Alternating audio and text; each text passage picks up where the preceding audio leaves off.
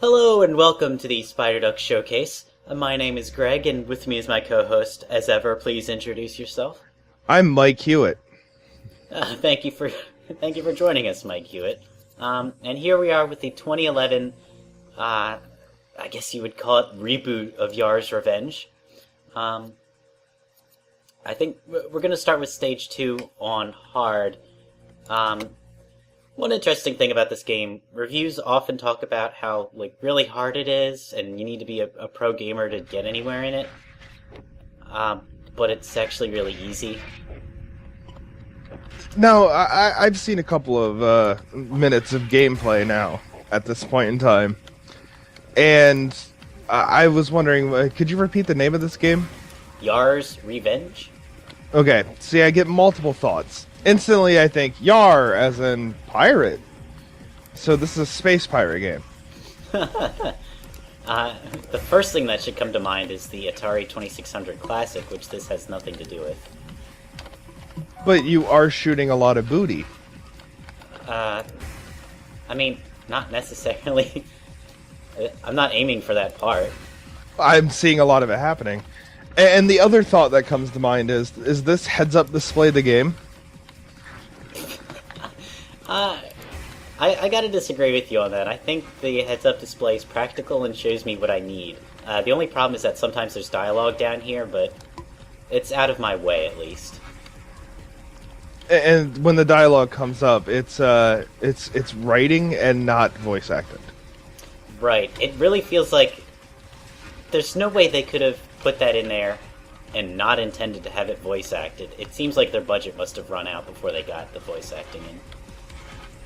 Or Atari was being Atari and decided, hey, you know what, we don't need to deliver a top quality experience. Oh. Well, I will admit this is not a top quality experience, but so far as rail shooters go, it's still really satisfying to finally have a keyboard and mouse rail shooter. It's a perfect setup for the genre. The only thing that would have been more perfect is a Wii Remote and Nunchuck setup, as in Sin and Punishment. Or a PlayStation Move. Well, Move isn't as good because it doesn't have the IR pointer. It's purely gesture-based, so that's not as good for shooters and Epic Mickeys. I think that you're totally playing down the PlayStation Move here. Well, Come on now. The Move has really good gesture technology, I'll give it that, but that's not really what I want here. I don't know. If you could flip off the screen with that, you might be a winner. Maybe we should talk about Yar's Revenge for a little bit, at least. I don't know exactly what I'm looking at here. It's pretty. Everything feels gigantic around your character, which seems like a character with mechanical wings. Yeah, she's like a bug lady. She's got 4 arms. They turned the Yars from your typical sci-fi, Doctor Who monster into sexy ladies for some reason. Anyway, the core gameplay of this actually has a lot of really solid theory behind it, where, so you have 3 main types of attacks. You have the charge attack that I just fired off. You have the standard shot, which is the pink thing that's going out. And then you have this missile that you hold down control, run it over an enemy, and it'll shoot. So in order to keep your multiplier going, you want to kill as many things as possible, but of course, some things have too much health. So you need to balance between your powered up, instant laser kill, which takes a few seconds to recharge, as is denoted by the blue line there on my reticle. Okay. And my missiles, which deplete and I need to collect more of. So my missiles, I can always kill a guy using missiles, but I can't spam them too much or else I'll run out and won't be able to keep up my multiplier. Now, are we going to end up seeing a boss battle? Because I'm very curious as to what the boss battles would be. The boss battles are very boring, but yes, we will see one. Oh, how spectacular. I love knowing that we're going to see a boss battle, and the best way to explain them was they're very boring. It's, You know, unless you're Treasure, it's really hard to make a good rail shooter boss battle. Just gonna put that out there. I'm very much interested in how big everything is around you. When you say she's a bug lady, are we talking she's a normal-sized human being, or would be the normal size of a human being if she was one, or is she super tiny? Well, yeah, she's like a normal person. Actually, I don't know. There are comic book cutscenes between levels. I accidentally tried to read one once, and I fell asleep. I mean, not literally, but it was still pretty freaking boring. Oh no, come on! This seems great. I mean, we have anime people, which I am not a fan of anime at all, and the writing that goes with anime. I'm guessing. So No, it's more the writing that goes with typical sci-fi post. Typical sci-fi from the past decade, I would say. my laser gun has run out of bullets, except for I have infinite ammo. But the writing is really not why you would play this game anyway. If you wanted an actual bad thing about this game, I would say there's like maybe 6 different types of enemies. Yeah, I've noticed that already. And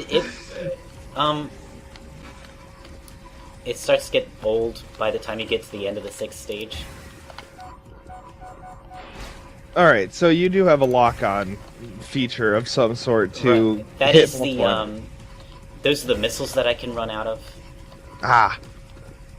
And every now and then I'm seeing things show up on the screen that you shoot them and you collect them. So Right. typical on rails type of deal, but still stays true to form that this is the best way of picking up pickups. Makes sense. So you'll see down here in the corner, like, the missiles, I have 11 of them, and I pick those up. Those are the white things. This, it's one of the icons that appears down here that I can use with sort of my number keys. Although my controller is plugged in, and it's thinking I'm using that, and so it's showing the button names instead. Mm. And those items are really helpful. They're also very nicely... Damn it.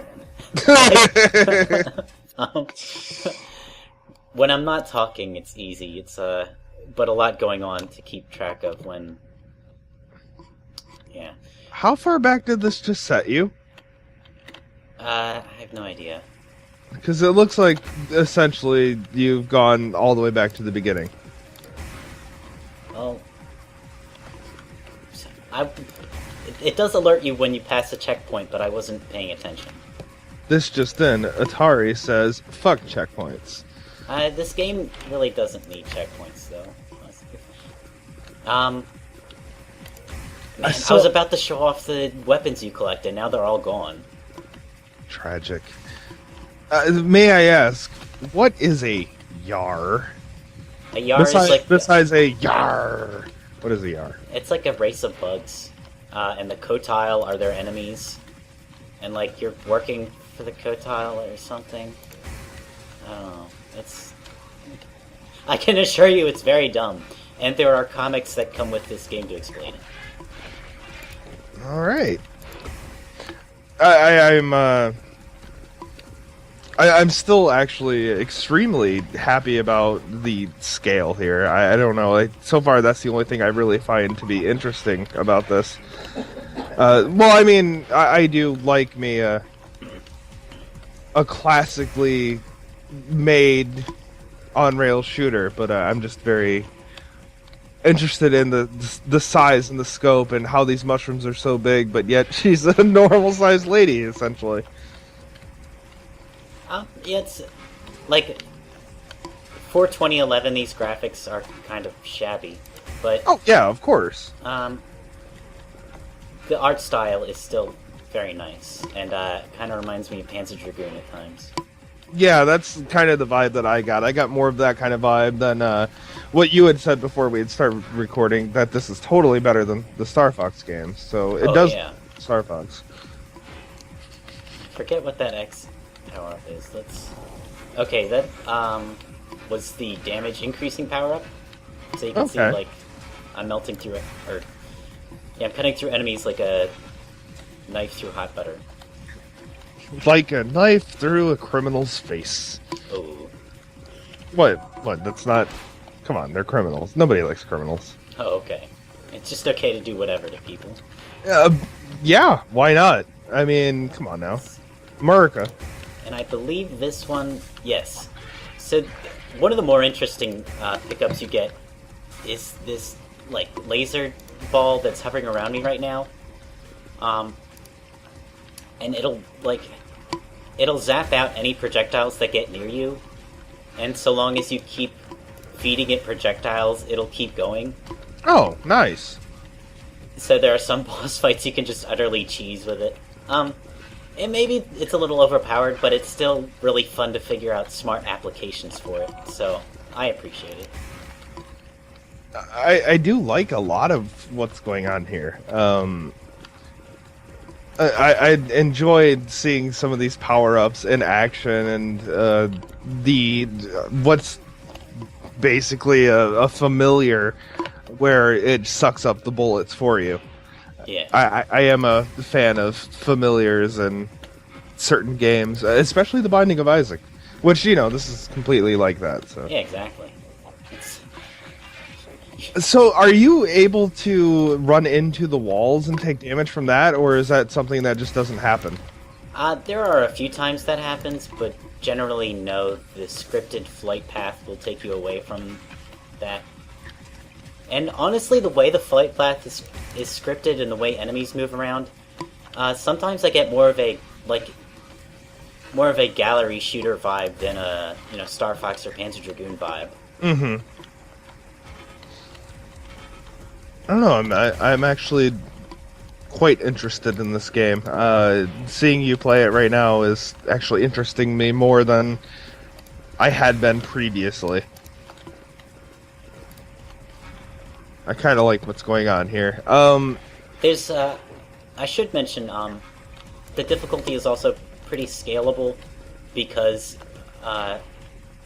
enemies and things are not set up to interrupt your flight path. You can just sort of skate by and clear the game pretty easily, but if you want to go for a high score and actually shoot everything, then it gets a lot more difficult, especially because balancing your 3 weapons requires a lot of brain power. I'm still getting used to hitting the missile key to activate the reticle. Yeah, that seems to be one of the weirder things where I used to play a lot of MMOs, so I was very used to hitting certain key for certain attack and doing that on a keyboard and mouse, but if it's something that you're not doing all the time, it's one of those things that you completely forget how to do, it seems. Yeah. So with this, it would be so hard for me to switch between the weapons, and I would just rely on the basic shooting element that you're using right now. And yeah, the nice thing about Yar's Revenge is that is a perfectly competent way to play through the game. You won't get any high scores, but you can clear it and see all the bosses and stuff. How does this game feel with the controller? So with the controller, it's pretty predictable. It's just that I fly around using the left joystick, and the reticle moves around using the right joystick. And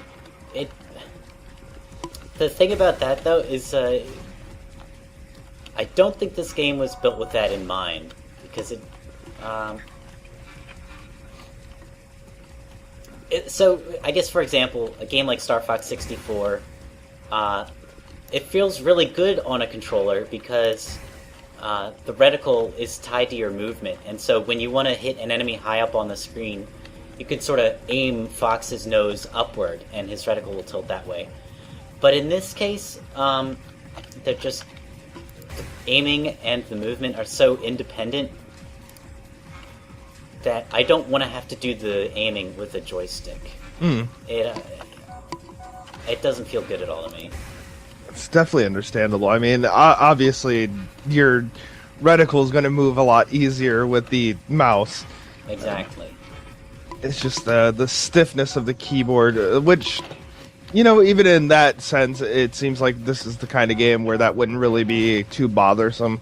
No, you really don't need refined dodging. And actually, one thing I haven't found a use for yet is that you have a when you press space, you can dodge like this. I was going to ask you where your barrel roll is. But I have not found a good application for that yet. Maybe on some of the challenge modes, you might need that. Yeah, it seems like it's a bit of a speed boost when moving side to side. So maybe it's for like that super tight, oh no, I'm gonna get hit type of deal. I'm enjoying watching you scale up this thing, by the way. This is pretty awesome. Yeah, that's part of the gallery shooter feel, is that your flight path is a lot more cinematic, I guess you could say. It's a great visual. It really is. It's really wonderful to see something like that. It's really awkward to see you flying around and nothing happening except for... Yeah, I wish this part were skippable, but alas. Ah, here we go. We get a boss battle. Hey, character from A Bug's Life, what are you doing here? Which weapon is that? Is that 2? This is what your barrel rolls for, exactly. Okay, so that weapon I just sent out is supposed to, like... You're supposed to use that in crowded hallways full of really powerful enemies, and it'll just eat them all up in one hit as it travels through. Okay. It's kind of wasted on bosses. Because it only hits them once, it's just the one enemy. This is, So this is the incredibly predictable behavior that you're talking about right here. Yeah. You're playing whack-a-mole with the giant bug. That's one way to put it. And you can see if I had had the projectile zapper here, that'd be really helpful. Yeah, I could definitely see what you're talking about. Even though he doesn't seem to be attacking too often, it seems like he's more reliant on his minions to do anything for him. Yeah, that's not the case with every boss, but certainly, yeah, there are bosses that summon enemies to help them out. Oh, whoa. Okay, that was cool. There's as soon as I start getting disinterested, it all of a sudden does something different, and I kind of like that. There's some variance in attack quality, it seems. I don't know if that counts as a separate attack, because that was just a projectile that locked onto me, only it was white. Like, that's functionally the same as what she just shot. It was cool looking. I mean, sometimes, like, she's probably going to do it in a second, or he, whatever this bug is. This asexual bug. It is, it'll shit laser beams. And, quite frankly, this game makes me want bugs in real life that shit laser beams. Yeah, the shitting laser beam certainly does occupy its own space. And it's a great band name. Could you imagine having a band that called the Shitting Lasers?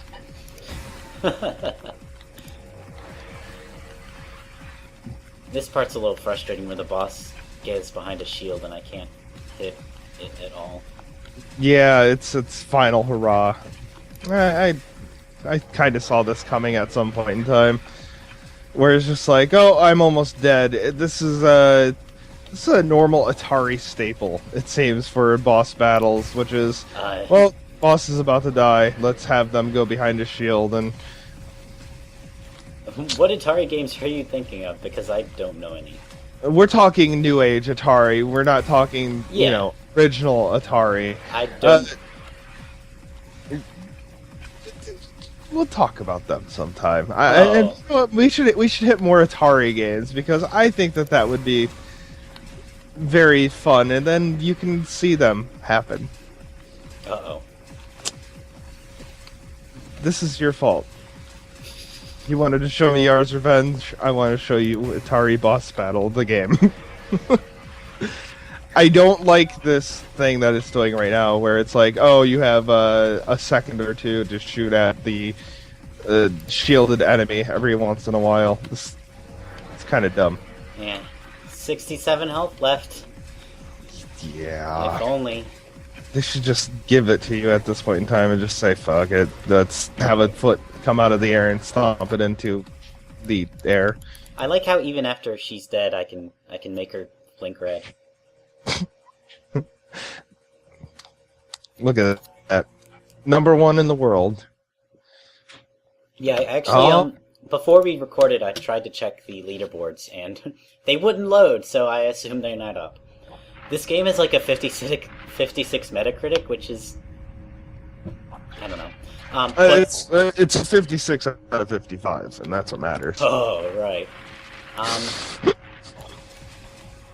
Part of playing this game that I don't understand yet is that you want to manipulate how long enemies stay around so that your multiplier doesn't deplete. So, like, there, I delayed attacking the spider so that it would pop up, like... Because if I had attacked it prematurely, then my multiplier would run out before the next legion of enemies. And memorizing that sort of data is part of playing well, and is something I'm not interested in doing. You realize, somewhere in the world, somebody has decided to become the best at this game, and they remembered the pattern in which every enemy shows up. Well, sure, I am sure there are people that would be interested in that sort of thing, but that person is not me. I want to meet that person. I feel like that would be completely necessary. Person who's best ever at Yar's Revenge and remembers the pattern of every enemy. We should talk. What in the hell is that? Where? This? Those. I don't know, but you can... spoiler alert, one of them is the boss of this stage. I'm not gonna lie, that's going through those, beams. So, that was a common complaint in reviews, that, like, projectiles and stuff, it's not clear when they'll hit land masses and when they will go through and hit you. But, generally this game is forgiving enough. Like, I have friggin' 100 health. My numpad 1 special weapon restores, I think, 50 of my life. So, okay. It's definitely generous enough that any mechanical error on the game's part doesn't get in my way. Like, certainly, it's not a good thing that it's inconsistent, but I can deal with it. Well, it's a very interesting game. It looks like a complete mindless fun. So that's definitely something that I do enjoy. So perhaps I will check this out at some point. Trying to think if there's anything else worth saying. You're fighting characters from A Bug's Life. It really is sad that this game only has a couple of different enemies, because the mechanics, the core mechanics, are definitely engaging. Are they? The balance between missiles and regular shot, and the, like, power beam, yeah, that's definitely a classic setup of... Yeah, okay, so that's the enemy eater weapon. But yeah, it's very nice how they balance things out between the different weapons, and the assistance weapons are definitely... I get a lot of mileage out of them. At this point in time, I don't know what else there is to say about this game. Right. I'm very... I'm curious about it. I wouldn't mind checking it out. But at the same time, I'm seeing massive amounts of repetition going on. And it's weirding me out that this level is showing a lot of the, no pun intended, the bugs involved with the game. The shit flying through surfaces, the weird giant spaceship that just somehow melts through metal beams. It's just a very weird thing, and I'm seeing this thing break immediately, basically. Without being a game-breaking bug, I'm just seeing a lot of It could use more polish. You could say that. I like being immersed in the game, and I feel like things like that completely take you out of the experience. And on top of that, they're building a Death Star. Yeah. Out of hexagons. I definitely don't care about immersion, but yeah, it still gets boring. You should always care about immersion. Okay. Advice taken. See, this right here. This is where the game shines, when you're going up to really see how big of a world this is around you. Though you can't explore it, but still. It is nice when they do those cinematic moments, but then I don't know how to keep my multiplier going through those when I don't have any enemies. Yeah. On the plus side, your healing item, let me just show it off, because you're not allowed to attack when this is happening. So I usually heal up when I get through those enemy-less corridors. I don't like that. You're not allowed to heal when you're not allowed to shoot when you're healing? You don't like that? Nah, I mean, if I'm gonna heal, then, pop out some drones to heal me or something like that.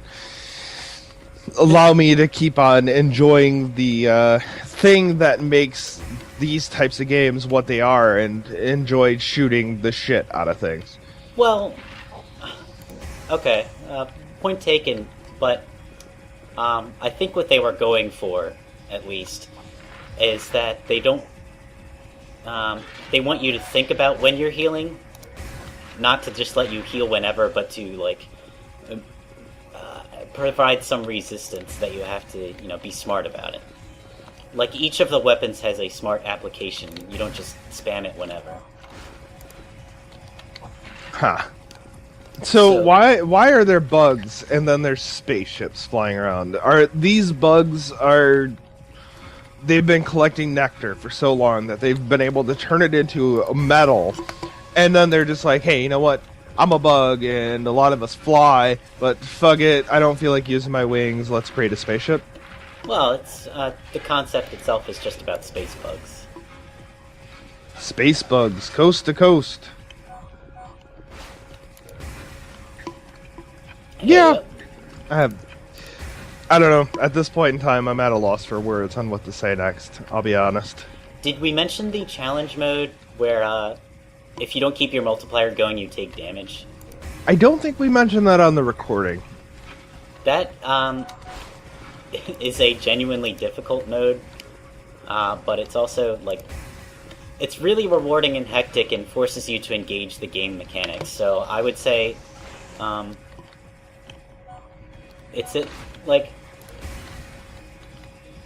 at least that is rewarding to play in some sense, even if the assets used are not all that inspirational. I do like me a properly done challenge mode. It's just not too often that they end up giving you a good challenge mode. A lot of people a lot of developers just throw in a challenge mode without actually having a clear idea of what that challenge is really supposed to be. So if they're actually doing it properly, then my hat's off to them. And I'm not wearing a hat, so... Your hair. My hair... I don't have any hair right now. Oh. My hat and hair.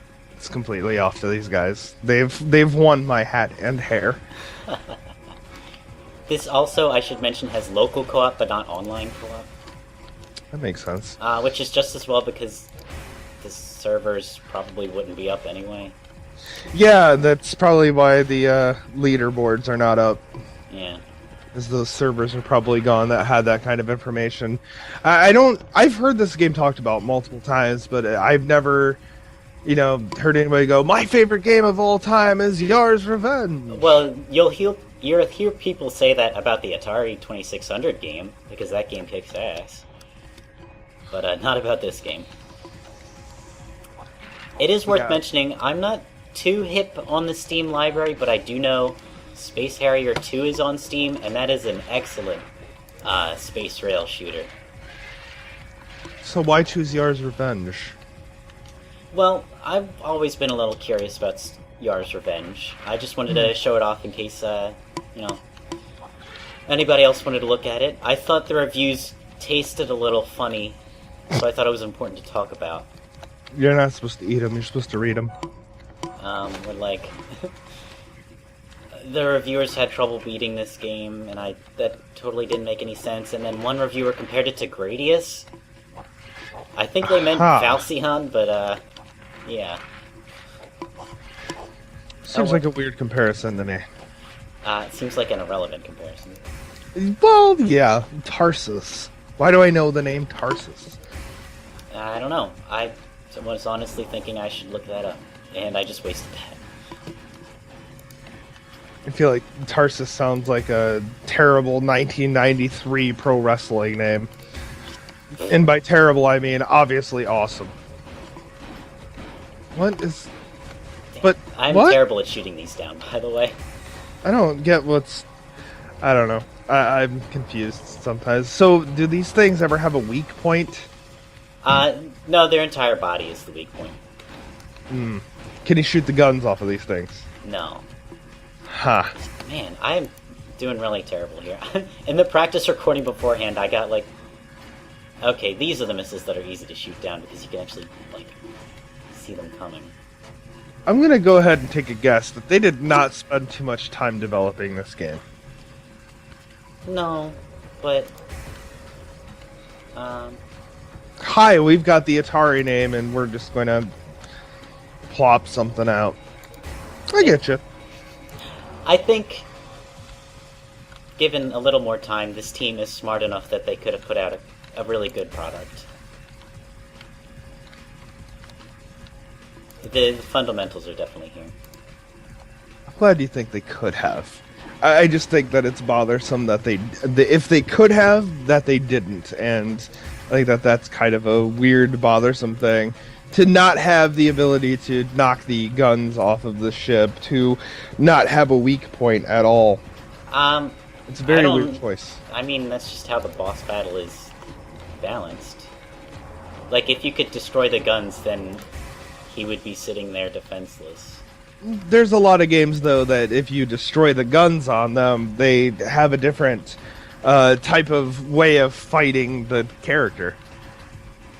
So, they could have come up with multiple attack plans. Oh, you've shot all the guns off of this thing, now it pops out a laser beam.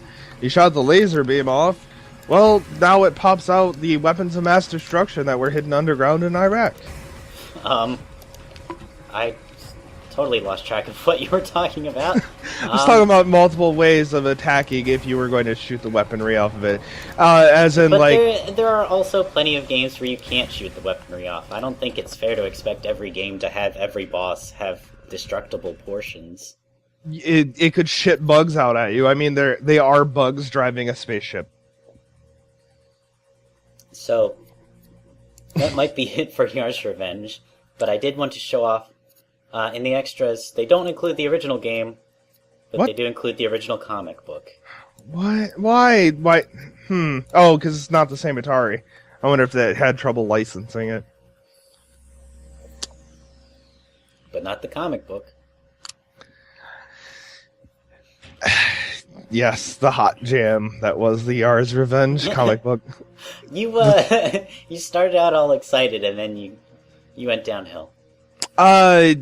The last level you played really made me fall off of the side of, man, this looks kind of interesting. And then all of a sudden seeing everything clip through its own world. Seeing that they designed their own world to clip through the things in their world. And knowing that they didn't put too much thought into that idea and they'd put it out there for review is an absolutely silly idea. It's like, hey, I'm buying you these shoes that are called the Nut Kickers and expecting you to not kick me in the nuts. And then there's 3 more stages. Yes, exactly. So, I want to thank you for joining me. This has been Spiderduck Showcase with Yar's Revenge 2011. This is available on Xbox Live Arcade, I believe PlayStation Network, and also PC, which we were playing the PC version here today. Goddamn right.